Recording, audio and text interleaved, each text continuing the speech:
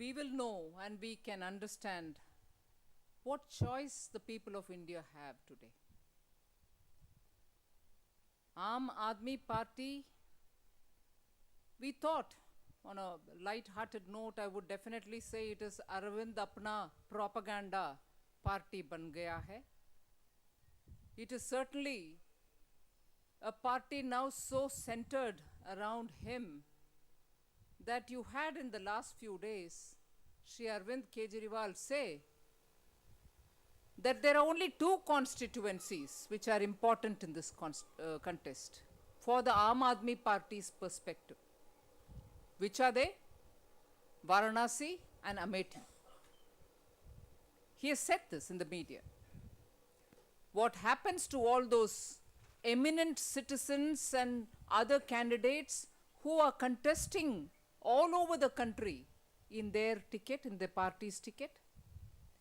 Shri Kejriwal has now started using Arvind Apna propaganda party only for his agenda. He's distanced himself from the rest of the candidates. And that Shri Kejriwal is known for dumping things halfway will have to be recollected. Known for dumping things halfway. His IRS was dumped halfway. His India against corruption was dumped halfway. Shri Anna Hazare was dumped halfway. The people of Delhi have been dumped halfway. Now, his candidates all over the country have been dumped halfway by him, even before the contest has commenced. And ironically, as Shri Modi ji pointed out, based on the viewpoints of one eminent member of Arvind Apna propaganda party, Shri Prashant Bhushan, you have given away Jammu and Kashmir in your website, your party's official website. You have dumped Kashmir. You have dumped Jammu and Kashmir. So you dump your Indian Revenue Service. You dump the India against corruption. You dump Anna Hazare. You dump people of Delhi. You've dumped your candidates. You now dumped Jammu and Kashmir. So this dumping of issue, halfway dumping of issue expert also runs away from answering questions. Runs away from asking questions. Haven't we posed more than 49 questions?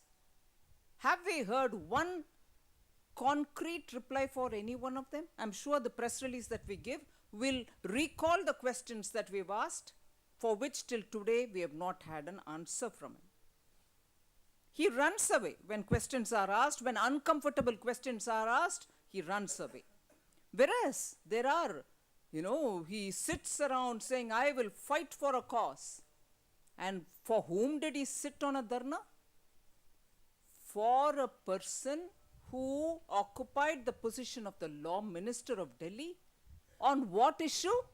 On an issue in which he was accused of misbehaving with women, misusing his position as a as a law minister, asking Delhi police to go and do some things which he or no one else in this country has authority, but only that particular investigating or the officer who's dealing with a crime, the SHO of the concerned police station. He sat on a dharna and said till such a time the action is taken against those policemen who did not allow him to function, the law minister to function that midnight during the midnight raid. You had this person who is known for dumping issues, sitting on a dharna to protect a man who misbehaved with women, who raided houses of women in the night. On the one hand, you keep dumping issues. You give away Jammu and Kashmir, which is a part of the country, but you're sitting to protect your minister who misbehaved with a woman or sets of women. Later on, you had these foreign women come out and talk to you, saying he was instrumental. And a minister who was charged of a cyber crime, who ran a spam website. Again, as the clippings that we wanted to show you revealed, the self-confessed anarchist tells us what is it that the sedition law talks about. He interprets us that the sedition law in this country, of course, defines sedition as action against government and not against the desh, if I've understood the Hindi which comes there. He defines to us the IPC provisions on sedition, saying, कानून तो ऐसे नहीं बोला कि you can do against the desh. That has not been treated as a crime. And what is happening today, in them being in support of people who are charged with sedition, clearly shows the mindset. And I wonder if these are the people who are now also standing up and say, we provide an alternative government, a clean government, a people transparent oriented government, people oriented government. Is this choice for us in this country a choice in favor of India, or is this a choice which is going to work against India? You have a minister, a former chief minister today telling us, oh, he is not speaking the language appropriate for somebody who's been announced as a prime ministerial candidate. Thank you, Shri Arvind Kejriwal, for coming out with a lexicon of what is acceptable and what is not acceptable. What did you call all the political parties earlier? Chor. And you had no qualms about sitting with one of the political parties who you named as a chor in Delhi, and when it suited you or when it came to the question of answering awkward questions, you left that and ran away. You are now telling as to who should use what language? Let me also remind you, swearing on his children, he said he'll never sit in alliance with any of these parties. Didn't he tell us that within 15 days of taking over Delhi, he has the evidence, he has such evidence that he will send Srimati Sheila Dikshit to jail?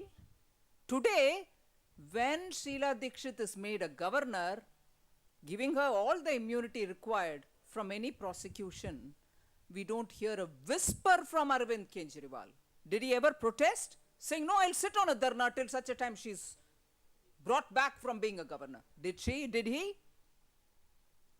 Here is a clear expert who thinks it is his business to sit on judgment over anybody in this country, who is authorized to ask only questions but never give answers.